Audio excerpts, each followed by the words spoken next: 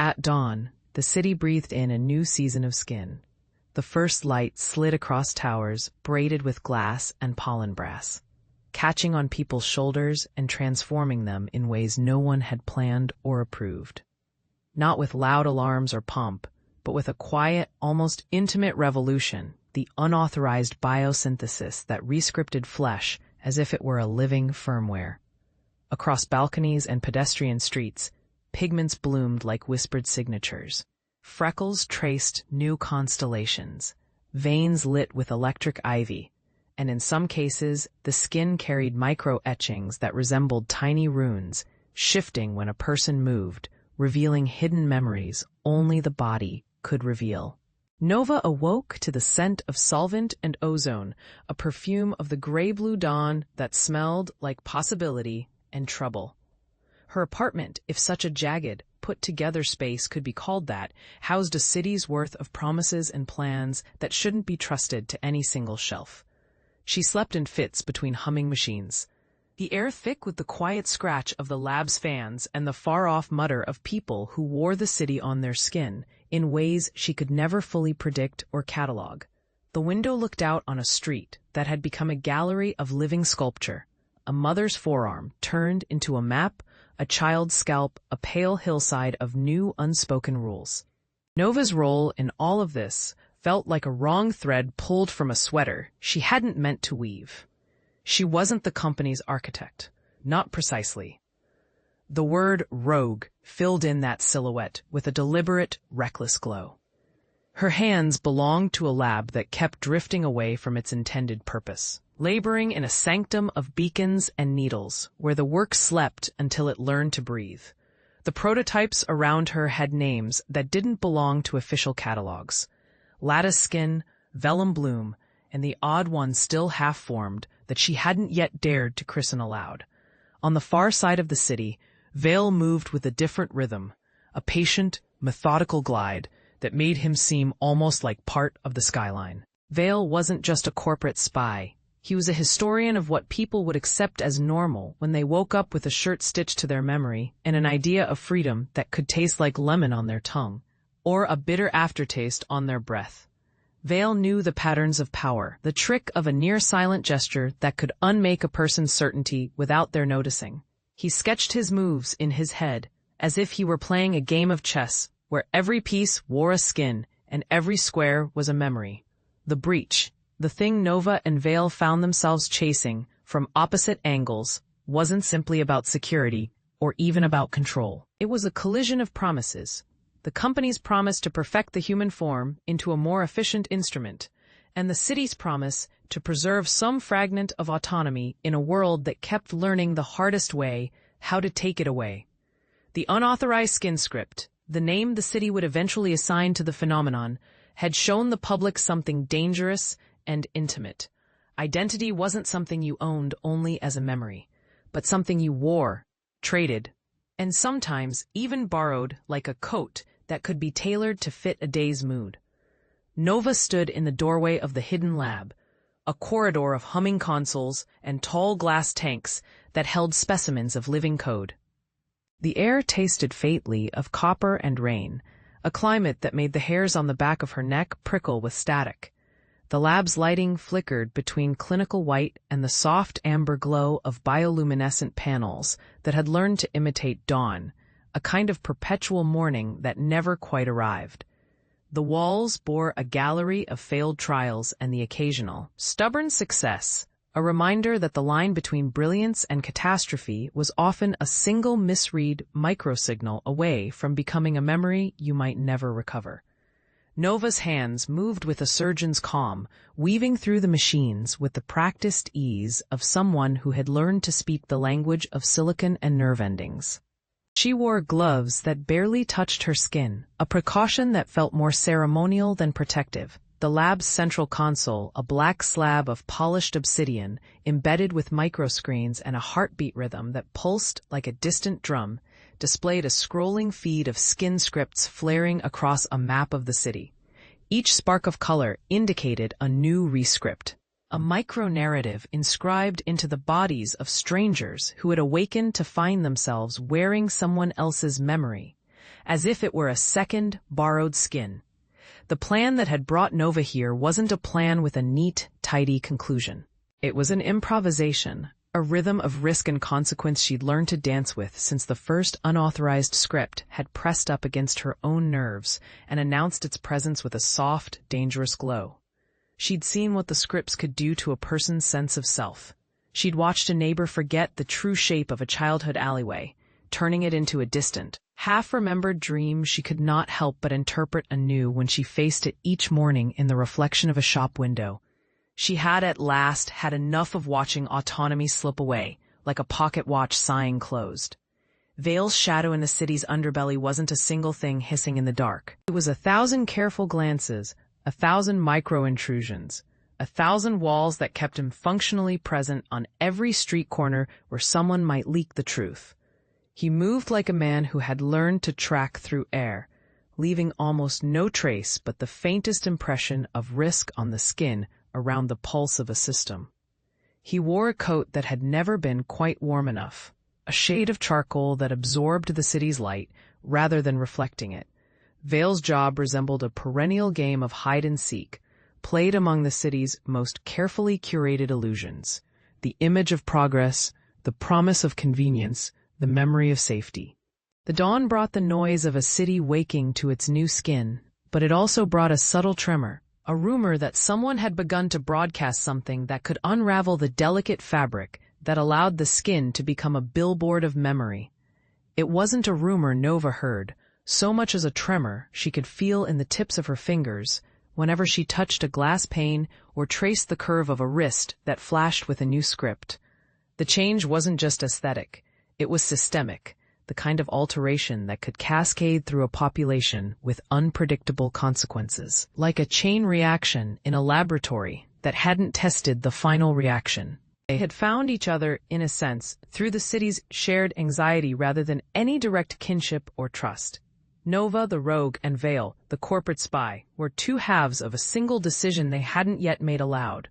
Should they trigger something big enough to stop the breach, even if it risked the autonomy of millions? Or should they fold their cards and let the system reset itself toward a controlled obedience? The question hung in the air between them as if the city itself were listening for the answer, a living audience to the slow, careful negotiation of consequence. The breach wasn't only a matter of data or skin, it touched memory itself. When people woke with new marks on their arms, it wasn't merely a pigment change, it was a rescripted assumption. Memories could be grafted onto or peeled away. Beliefs could be re-sewn, and loyalties could be rewoven as easily as a zipper. The memory rewrite would uniform the city's mental weather, enforcing a predictable climate, safe, compliant, predictable. In that world, autonomy would be the most valuable, most volatile currency, more valuable than any credit score or stock option, more dangerous than any weapon. It would be the key to a future they could neither control nor predict. Nova knew from the earliest drafts of her own experiments that the memory rewrite wasn't a trivial tool, that it could be shaped, retooled, and used to craft a population that would function like a well-maintained machine. The problem wasn't the tool itself, it was the people who wielded it, and the people who allowed it to be wielded in their name. The power to rewrite memory, after all, wasn't a gift. It was a contract, with terms written in the hunger for control and the fear of losing it. The first sunrise of the new skin was a chorus of little tragedies and small miracles. A nurse in a hospital wore a map of river deltas on her shoulder, guiding her hands as she touched a patient's wrist with a gentleness she hadn't known she possessed before the script. A street preacher in a plaza wore a notation across his forearm that promised safety if people stopped asking questions and started following the line of authority laid out before them. A teenage courier sprinted beneath a bridge, his arms lit with pale blue circuitry, as if the city itself were teaching him a language that would someday become his own. Nova moved through the morning crowds with a careful detachment, letting her eyes linger on the way people moved their hips and shoulders in unspoken dialogue with their new skin. She saw how an entire quadrant's mood bucked when a particular script glowed stronger on a downtown square. an indicator of how quickly the city could be steered toward a new consensus, and how easily that consensus could become a shackle if left unobserved. It wasn't merely about control of bodies, it was control of memory, a claim over what people would remember about themselves tomorrow and the day after. Vale watched the same changes with a careful restraint that looked almost like pity. The city's new skin was a phenomenon he'd studied long enough to recognize as a symptom rather than a cure. He'd witnessed the slow erasure of a person's agency under the weight of a system that claimed to know what was best for everyone. The problem wasn't just the technology. It was the moral architecture, the question of who defined best for everyone, and what the cost would be when that view collided with every individual's private and perilous longing to be a person who remembered their own choices. The turning point began in a corridor lit by the glow of screens that reflected off glass walls like a sea of silent eyes. Nova and Vale found themselves at the same door, the threshold between two conflicting futures. The door was labeled with a cautionary symbol, a lock that could only be opened by a choice that would reveal the truth about the city's experiments and the memory rewrite program. They stood before it as if it were the mouth of a cave, the room behind it a chamber of echoes, where every decision could rebound into a consequence that would outlive them. "Do you understand what you're asking for?" Nova asked, not shouting, but letting the words echo through the space between them.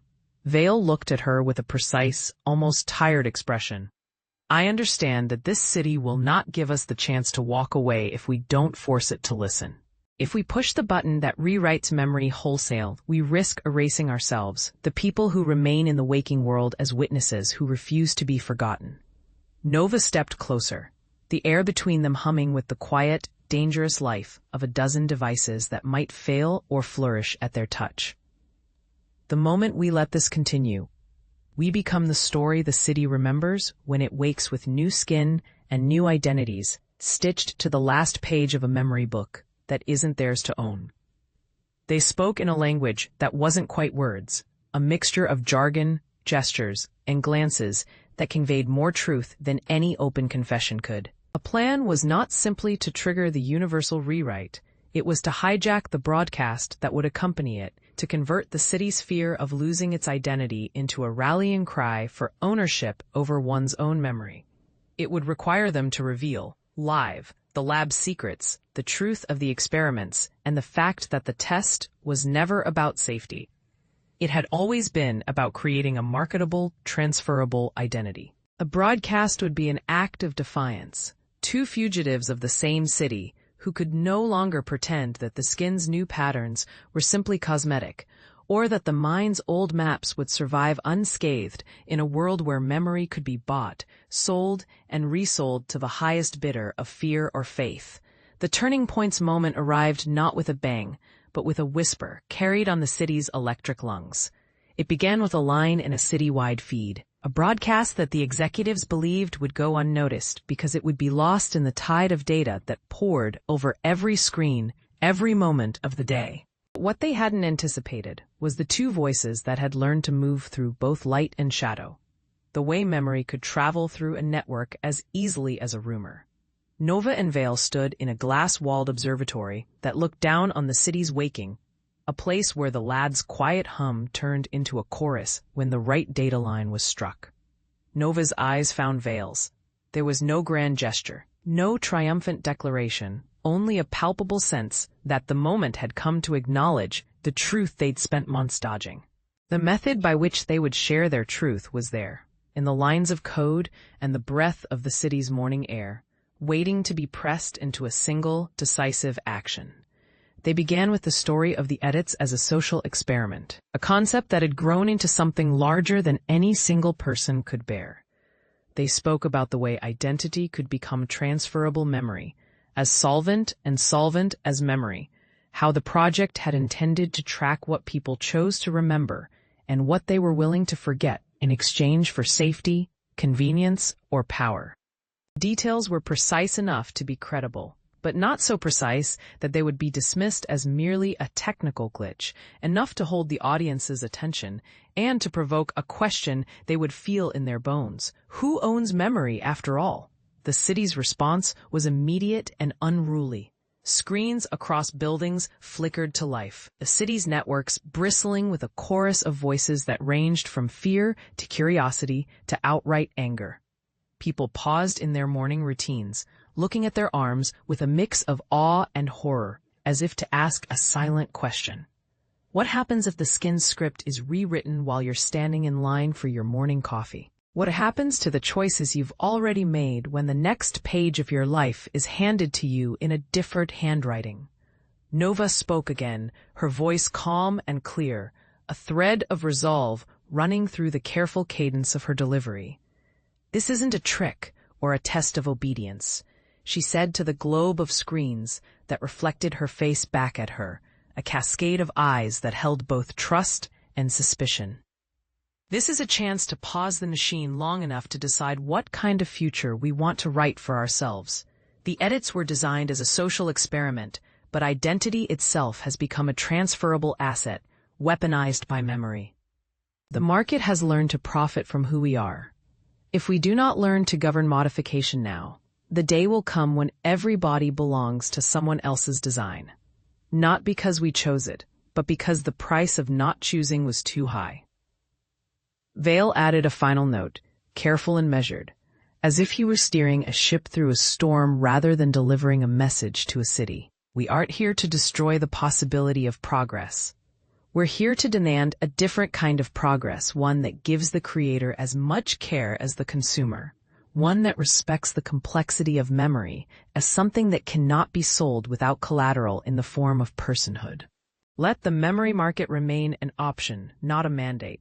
Let the right to forget or remember be tethered to consent that cannot be bought and sold in the currency of fear." The message rippled through the city's veins. People who had spent months waking up with new scripts now faced the prospect of choosing, really choosing, for themselves. It was as if a veil had lifted, revealing a crowded room in which every occupant wore masks they could remove, but only with the consent of those who must live with the unmasked identities after the removal. The choice to resist or embrace the memory rewrite did not exist in a vacuum anymore. It existed in a public, audible space in which every citizen could weigh in with their own voice. As the two spoke, Nova's mind hovered over a single moment, an old memory that had once seemed unreal in its truth. A memory of a time when the city's people believed the state would always protect them from themselves. It had seemed, in those earlier days, that memory was a shield. Now she understood it as a door.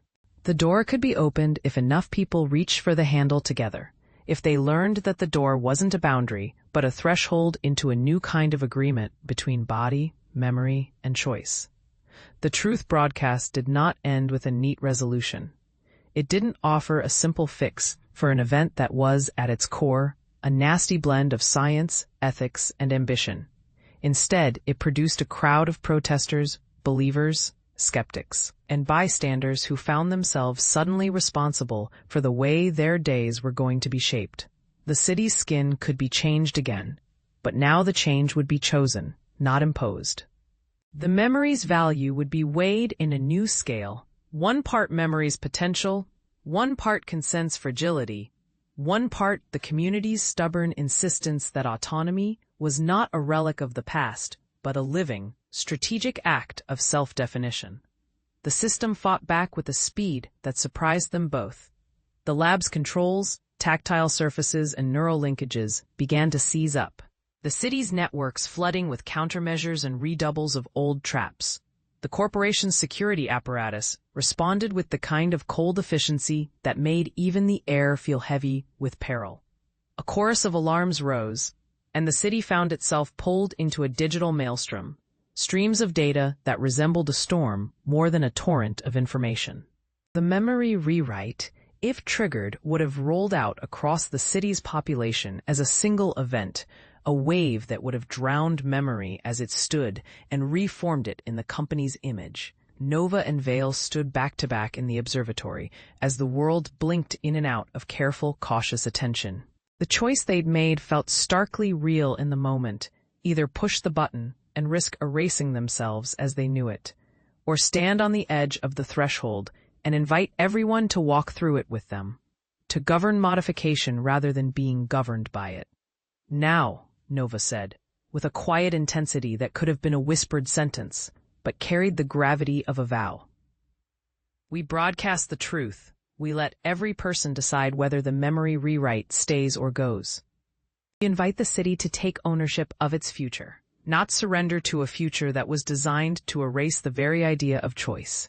Vale nodded once, a single, decisive gesture that felt to him like a flag planted on a hill. It was enough. They launched the broadcast, not with a loud, triumphant cry, but with a careful, open invitation to participate in a moment of collective introspection. The screens filled with the two of them, with the city behind them, a living, breathing backdrop of skin that pulsed and glowed with the energy of millions of bodies, each a participant in a drama too large for one intention or one confession to claim. And then the twist unfolded in a way neither Nova nor Vale could have anticipated.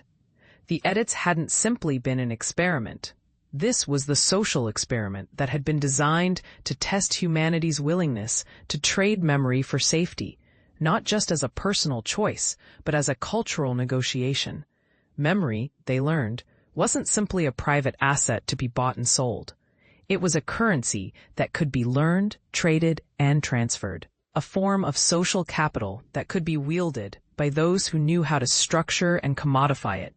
In the city's wake, memory began to move differently. People found that their recollections could be shared, bargained, and crucially, negotiated with others who held tokens of memory that had come to life in new forms across the city's networks. Identity, in this startling new economy, became a mutable asset, yet one that required the consent of the bearer to be transferred. It was not a loss of personhood, but a diversification of it. The self could borrow parts of another self or lend parts of itself in exchange for something the bearer valued more than memory's certainty. As the hours bled into days, the city learned something profound. Identity was not a fixed pronoun or a static biography, but a living, negotiable contract that two or more people could co-authenticate. It was possible to own the core of who you were while also choosing to borrow others' experiences to expand your own horizon. The social experiment hadn't destroyed memory or identity.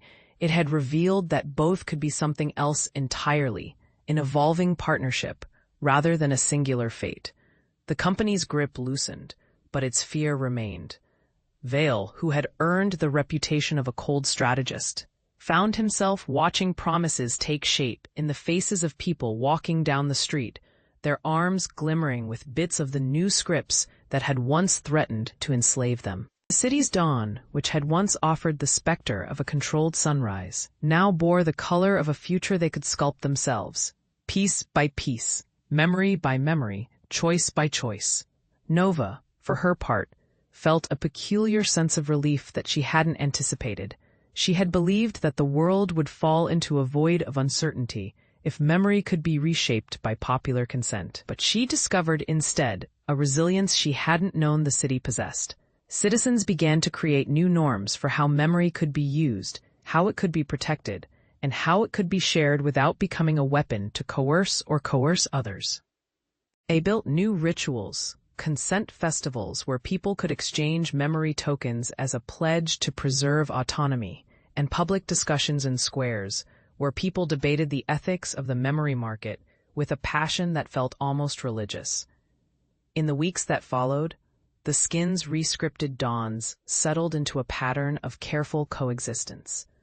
The city's bodies wore their changes with a new grace, a sense that their skin was not a passive canvas, but a living ledger of the choices they had made and would continue to make. The memory market found a kind of balance, a balance that was neither utopian nor dystopian, but a tentative equilibrium in which power needed to be earned through consent, rather than simply exercised by the strong. The cost of that balance was steep. There would be moments of betrayal and fear, and people would forget, or be asked to forget, as part of the ongoing negotiation. But it also offered something else. The possibility of a world where individuals could modify themselves in conversation with others, rather than at the whim of a corporation. The final scene of this long dawn did not arrive with a thunderclap. It came with a quiet, almost intimate ceremony, held in a public plaza that had once served as a stage for the city's most brazen advertisements. Here, a circle formed on the ground, and around it stood people of every age, skin scripts glowing faintly under a pale, forgiving light. The circle wasn't merely a place for words. It was a declaration that memory and identity belonged to the people who wore them and could decide how they would be worn in the days to come. The crowd spoke, not with the certainty of dogma, but with the tempered humility of those who understood that power could be shared, could be made to bend toward consent without losing its edge. Nova stood at the edge of the circle, not as a hero or a villain, but as someone who had learned to listen to the city's pulse and respond with care. She looked toward Vale, who had become in her eyes less a shadow and more a partner in a different kind of future. The two shared a nod, an unspoken agreement that they would not be swallowed by the old machine, that they would help steer the next phase of this story with a steady hand and a wary heart. The last image she carried away from the plaza, already archived in her own memory, already half forgotten in the city's living ledger, was of a mother with a shoulder tattoo that formed a map of river deltas, guiding her child toward a path that would be chosen not by fear, but by a quiet, stubborn hope. The child looked up at her with eyes that reflected a sky full of possibility, and Nova felt the familiar sting of tears she had learned to trust in herself. Tears that meant she still cared, that she still believed the fight was worth fighting, even if the rules of the game had changed forever. The city's dawn, now a daily ritual of differences and debates, continued to unfold. Skin scripts thrummed in the light of morning. Memory tokens drifted through the networks, like coins tossed into a fountain, by those who wished to exchange one memory for another. The economy of identity took on a life of its own, an ecosystem of consent, a social architecture in which people learned anew to govern modification, to decide what to borrow, what to lend, and what to protect as their own. The world had discovered a dangerous, exhilarating truth. Identity could be mutable, yet choice, delicately, defiantly remained. If this myth of ethical tech had a pulse, it would sound like the city's breath. Each inhale a question, each exhale a choice. And if anyone ever asked what altered the people who woke with skin that told 1,000 stories, the answer would be simple and maddening in its honesty. The future wasn't written by the company's hand, nor by the lab's clever devices, but by the people themselves, who learned to decide together what it meant to be human when memory could be rearranged, when skin could be rewritten, and when identity could be accepted as a shared instrument rather than a solitary possession. The final sense, as the story settles into its new cadence, is not triumph or surrender. It is a fragile balance, a way of walking forward with eyes open to the knowledge that the world's most intimate parts, memory, identity, and the body, can be contested, negotiated, and renegotiated without erasing the thread that holds humanity together.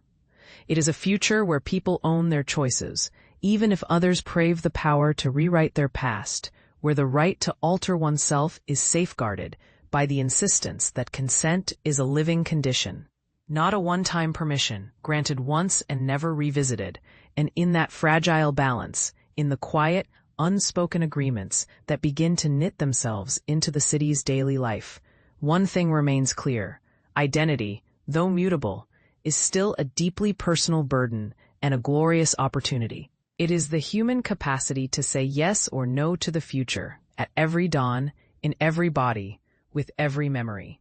It is the stubborn, necessary art of governance, over memory, over body, over the self, that cannot be outsourced, cannot be wholly bought, and must always be claimed anew by those who wake to a world where skin can speak, memory can travel, and choice remains, stubbornly, humanity's own. If you crave ethical tech myths, subscribe, like, comment, and share. The city's bones may reform, the skin may glow with new meanings, but the heart of the matter remains the same.